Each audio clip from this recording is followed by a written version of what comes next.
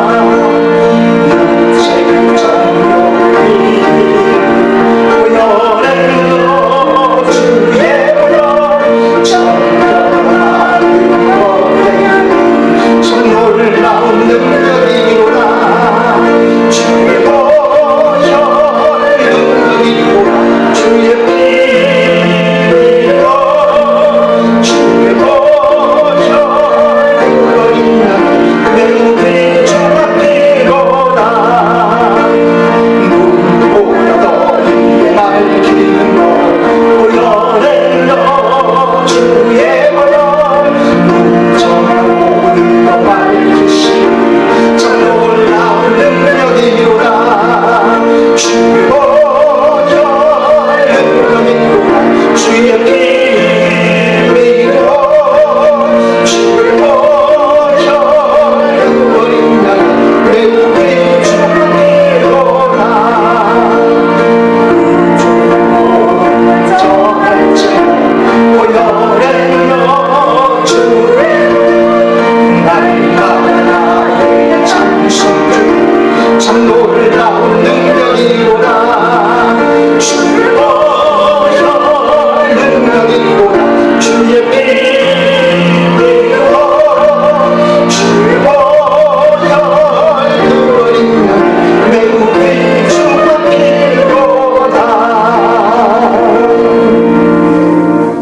제가 아는 형님이 폐암 3기고 암세포가 전이 됐다는 소식을 들었습니다. 다만 뇌까지는 전이가 되지 않는 상태라 감사했죠. 그 형님을 위해 제가 기도하는 마음으로 말해드리고 싶은 부분을 문자로 보내드렸습니다. 형님, 폐암이 정리됐다는 소식을 들어 안타깝네요. 이제 방사선과 약물 치료를 하실 텐데 솔직히 쉽지 않을 거예요. 형님, 전에도 형님이 몸이 쇠약했을 때 병원 예배당에 나가 예배를 드렸던 적이 있지요. 그때 저는 주님을 주인으로 영접했는지 모르겠어요. 형님, 이제는 진정으로 주님을 주인으로 모셨으면 좋겠어요. 우리는 다 죄인이잖아요. 남을 죽이고 남의 물건을 훔치는 것은 범죄예요. 성경에서 말하는 죄는 달라요. 성경에서 말하는 죄는 사람의 마음속에 하나님의 아들 예수님을 모시지 않는 자를 죄인이라고 말해요. 그러니 나나 이 세상 모든 사람들은 다 죄인들이에요. 그래서 예수님을 생명의 주님으로 모시는 자가 구원을 받을 수 있어요. 예수님을 믿지 않고 죽는 자들은 마지막에 고통 속에 몸부림치다가 마귀 사탄의 세력들이, 흑암의 세력들이 데려가게 돼요. 지옥으로 데려갈 때 얼굴이 얼마나 찡그려지는지 알 수 있어요. 그러나 예수님을 마음속에 주인으로 모신 자들은 막판에 얼굴이 평안한 가운데 천사들이 와서 천국으로 데리고 가게 돼요. 형님, 약물 치료를 받고 방사선 치료를 받다가 혹시라도 죽을 수도 있을 거예요. 그러나 형님이 그 순간 예수님을 마음속에 주님으로 모신 상태에서 죽는다면 그날 천국에 들어가게 될 거예요. 저는 그것을 너무너무 소원해요. 형님, 치료를 잘 받고 회복되면 좋겠지만 혹시라도 잘 안 됐을 경우에 형님이 천국에 가길 저는 소망해요. 지금이라도 이 땅의 죄의 사슬을 끌어주기를 원하시는 주님을 생명의 주님으로 영접하기를. 이제 한 달 안으로 책이 나올 그 책 내용에도 창세기 1장에 하나님이 빛을 지으셨다라고 나오는데 그 빛은 두 가지 빛으로 나와 있습니다. 넷째 날에 지으신 해와 달과 별들의 그 발광체들의 빛이 그 하나 있고 다른 하나의 빛이 더 있다고 말합니다. 그 빛을 언제 지으셨고 그 빛이 의미하는 게 무엇이겠는가? 그 빛은 첫째 날에 지으신 빛인데 그 빛은 자연계의 빛, 해와 달과 별의 빛과는 다른 빛 아니겠습니까? 그 빛은 근원적인 빛이자 실은 거짓과 어둠과 반대되는 진리, 의의 빛이요. 그 빛은 죽음과 대조되는 생명의 빛입니다. 사울이 이 세상의 성공의 욕망만을 위해 죽음의 질주를 하고 있는 그때 주님께서 정오의 태양빛보다 더 밝은 진리와 생명의 빛으로 찾아오신 그 빛 말입니다. 수가성 여인이 남편 5을 두는 종역의 노예에 살던 그녀가 또 다른 남편에게 얹혀 살면서 육신의 종역만을 쫓아 살던 그녀에게 주님께서 찾아오셔서 목마르지 않는 생수를 공급해 주시는 그 은총의 빛을 제공하신 예수 그리스도의 빛 말입니다. 주님은 지금도 이 세상에 죄의 굴레를 뒤집어쓰고 사는 사람들에게 그 빛으로 찾아오셔서 영생의 생명 속에 살게 하시기를 원하시는 주님입니다. 그래서 요한복음 3장 19절에 이렇게 말씀하고 있습니다. 빛이 세상에 왔으되 사람들이 자기 행위가 약함으로 빛보다 어둠을 더 사랑한 것입니다. 생명의 빛이신 예수 그리스도께서 세상에 오셨지만 어둠의 사슬에 매여 있는 자들은 죄의 속박 속에 살고 있다는 것입니다. 그러나 우리 주님은 그 죄의 속박, 죄의 굴로 속에 사는 자들에게 벗겨주셔서 생명 안에, 생명의 빛 안에 살기를 원하시는 주님입니다. 요한복음 17장 3절에 그래서 이렇게 말씀해 줍니다. 영생은 곧 유일하신 참 하나님과 그가 보내신 자 예수 그리스도를 아는 것이니라. 이 땅에서 영원한 생명을 얻을 수 있는 길은 예수님께서 죄의 사슬을 끊어주셔야 가능하다는 것입니다. 주님을 영접하는 것이 바로 그 길이요, 주님을 생명의 주인으로 모시고 사는 것이 영생의 삶이라는 것입니다. 그러니 아무리 대낮같이 밝은 나를 활보한다 할지라도 그 심령이 죄의 사슬로 가득 차 있는 자는 어둠 속에 다닐 수밖에 없는 자입니다. 하지만 지금 주어진 나의 환경이 칠흑 같은 어둠을 헤맨다 할지라도 주님이 내 영에 빛을 비추고 계시며 어떤 사람도 이겨낼 수 있는 새 힘을 공급받게 해주시는 주님 아니시겠습니까? 우리 주님은 오늘도 저와 여러분 모두에게 그 은혜를 베풀어 주시기로 하시는 생명의 주님인 줄 믿습니다. 요한복음 8장은 유대 당국자들이 예수님을 체포해 죽이려는 음모 속에 일어난 일이라고 했죠.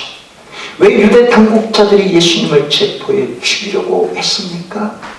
예수님께서 물을 포도주로 만드시고 예수님께서 신하의 병을 원격으로 고치시고 예수님께서 38년 된 환자를 고쳐주시고 예수님께서 오병이어의 기적을 베풀어 주셔서 많은 유대인들이 예수님께 쏠리는 그 현상을 보고 유대 당국자들의 기득권을 놓칠까봐 예수님을 체포해 죽이려고 했던 것이었죠.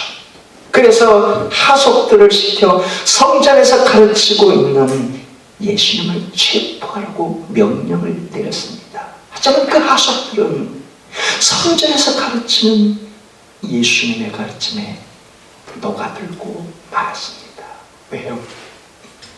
예수님은 가난하든 부하든 예수님은 학자층이든 갈릴리 어부 같은 사람이든 남녀노소를 가리지 않고 차별치 않고 모든 사람들을 긍휼과 자비로 품으시는 그분의 가르침 앞에 하속들이 빠져들고 만 것이었죠. 빈손으로 돌아온 그들을 향해 책망하던 유대 당국자들이 이번에 직접 나섰죠. 현장에서 가늠하다 붙잡힌 여인을 끌고 예수님께 가서 이런 여인은 율법에 의하면 돌로 쳐 죽이라 하는데 예수 당신은 어떻게 하겠소? 하고 질문 공세, 올무에 빠뜨리는 질문을 던졌습니다. 그때 예수님께서 땅바닥에 글씨를 쓰시면서 너희 중에 죄 없는 자가 먼저 돌로 치라. 너희 마음속에 죄가 하나도 없는 자가 있다면 그녀를 향해 돌로 치라. 그때 유대 당국자들은 물론 국경인들조차 하나둘 그 자리를 뜨기 시작했는데 그때 주님께서 말씀하신 게 요한복음 8장에 나오는 말씀입니다. 나는 세상의 빛이다. 나를 따르는 자는 어둠에 다니지 아니하고 생명의 빛을 얻으리라 라고 말합니다. 그때 예루살렘 사람들이 예수님을 구세주로 믿겠다며 나오게 되는데, 그런 그들을 향해 예수님께 하신 말씀이, 너희가 내 말에 거하면 참으로 내 제자가 되고 진리를 알지니 진리가 너희를 자유케 할 것이다 라고 말씀해 주셨습니다. 이렇다면 너희들이 나를 구주로 믿겠다고 하느냐? 그러면 내 말에 거해야 한다. 그렇게 할 때 내 제자가 될 수 있다. 그러면 진리를 알게 될 것이고 진리가 너희를 자유롭게 할 것이다 라고 말입니다. 주님의 말씀 안에 거한다는 게 무슨 뜻인지, 주님의 제자가 된다는 게 무슨 의미인지, 진리를 안다는 게 무슨 의미인지는 지난 3주간에 걸쳐 말씀을 나눴습니다. 오늘은 그 주님의 말씀에 반응한 유대인들의 말과 그런 그들의 말에 예수님께서 전해주신 말씀에 대해 은혜를 나누고자 합니다. 본문 33절을 같이 읽겠습니다. 아멘. 그들이 대답하되 우리가 아브라함의 자손이라 남의 종이 된 적이 없거늘 어찌하여 우리가 자유롭게 되리라 하느냐. 유대인들은 자신을 아브라함의 자손이라 하면서 예수님께서 무슨 종으로 보느냐 하고 반문한 것이었습니다. 왜 그들은 예수님을 메시아로 믿겠다고 하면서도 예수님께서 말씀하신 자유에 대해 자기들은 종이 아니라고 반문하는 것일까요? 이유는 다른 데 있지 않죠.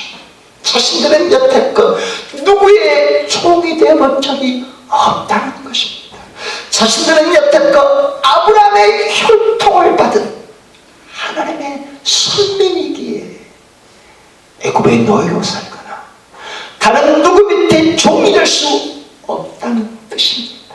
그만큼 율법적으로 다 혈통에 자유를 누리고 있는데 예수 당신이 왜 우리를 종이라고 말하는 것이라고 반문한 것이었죠. 근데 예수님께서는 본문 34절과 36절을 통해 이렇게 말씀하시는데 같이 읽겠습니다. 예수께서 대답하시되 진실로 진실로 너희에게 이르노니 죄를 범하는 자마다 죄의 종이라. 종은 영원히 집에 거하지 못하되 아들은 영원히 거하나니 그러므로 아들이 너희를 자유롭게 하면 너희가 참으로 자유로우리라. 예수님께서 말씀하신 뜻이 무엇이겠습니까? 아무리 너희들이 혈통적으로 아브라함의 자손이라고 자랑할지 모르지만 실은 죄의 굴레 속에 있다는 것입니다. 율법으로 할례를 받았다고 하나님의 선민이라고 자랑할지 모르지만 하나님께서는 육신의 할례를 넘어 마음의 할례를 받아야 참된 구원의 하나님의 자녀다 라고 말씀하셨기 때문이죠. 그래도 육적인 할례, 혈통으로 아브라함의 자손이라고 우기고 허세를 부리는 그들에게 하나님께 수많은 선지자를 보내서 마음의 할례를 받아야 한다 라고 말씀하셨음에도 불구하고 그 많은 유대인들이 거부하자 심지어 예수님을 이 땅에 보내셨던 것 아닙니까? 그래서 예수님을 진정으로 믿고 심령 속의 주인으로 모신 자라야 참된 구원의 자라여 자유를 얻을 수 있다고 말입니다. 여기에 자유로 번역된 헬라어 엘유테로스는 자유롭게 태어난다, 프리본이라는 뜻입니다. 노예의 자식으로 태어난 게 아니라 시민의 자식으로 태어난 걸 말합니다. 로마서 7장에서는 율법의 자식으로 태어난 자식이 아니라 예수 그리스도의 생명으로 다시금 태어난 자들을 말하는 뜻입니다.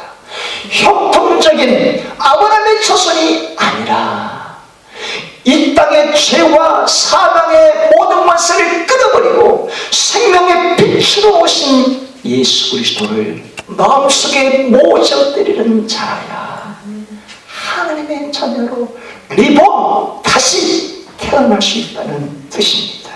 그러니 예수님께서 그 유대인들에게 너희들이 하나님의 자녀라고 자랑하느냐? 율법을 자랑하는 것뿐이요, 율법의 속박 속에 사는 것을 자랑하는 것 아니냐? 이제는 내가 그것을 벗겨줄 터이니 너희들이 나를 믿고 하나님의 아들인 나를 통해 참된 자유를 얻었으면 좋겠다 라고 말씀하신 것입니다. 그렇다면 주님께서 오늘 우리 각자에게 베푸시는 은혜가 무엇이겠습니까? 주님께서는 우리에게도 죄의 굴레를 벗겨주시고 영생의 빛 안에 거하시는 은혜를 베풀어 준다는 사실입니다. 그래서 주님께서 늘 말씀하지 않겠습니까? 사랑하더라, 사랑하더라. 아무리 세상 사람들이 대명천지 밝은 빛 속에 산다 한들 그 시련이 아직도 어둠에 사로잡힌 자들이 많지 않겠느냐? 아무리 떵떵거리며 살아도 그 신령의 죄의 굴레 속에 살고 있는 자들이 얼마나 많이 있겠느냐? 심지어 예배당에 나오고 어릴 때부터 혹은 못해서부터 나와 예배를 드린다 할지라도 그것을 율법주의 유대인처럼 자기 자랑으로 그 속박 속에 사는 그리스도인들도 얼마나 많이 있겠느냐? 사랑하는 뱃들아, 사랑하는 내 아들아, 지금 누군가 사경을 헤매고 있고 누군가 암이 정해되어 죽어갈지 모르는 그 누군가에게도 심지어 나이가 80이 넘고 90이 넘어가 육신의 기운이 다 빠져 죽음 직전에 이르는 그 누군가에게도 나는 생명의 빛으로 죄의 굴레를 벗겨주고 생명의 빛으로 임하길 원하지 않겠느냐? 사랑하는 내 딸아, 사랑하는 내 아들아, 칠흑 같은 어둠이 너의 환경을 덮쳐도 내가 생명의 빛으로 너를 감싸고 있다는 것을 너는 알고 있느냐? 네가 어렸을 때부터 부모님 손에 이끌려 예배당에 나왔어도 심지어 뱃속에서부터 예배당 문턱을 드나들었어도 나는 지금 혹여라도 있을지 모르는 너의 교만한 죄의 굴레를 벗겨주고 지혜와 생명의 빛으로 다시금 너를 홀링하기를 원한다. 주님은 지금 우리 각자에게 그렇게 말씀하지 않겠습니까? 당신이 있음으로 나도 있고 당신의 노래가 머물므로 나는 부를 수 있어요.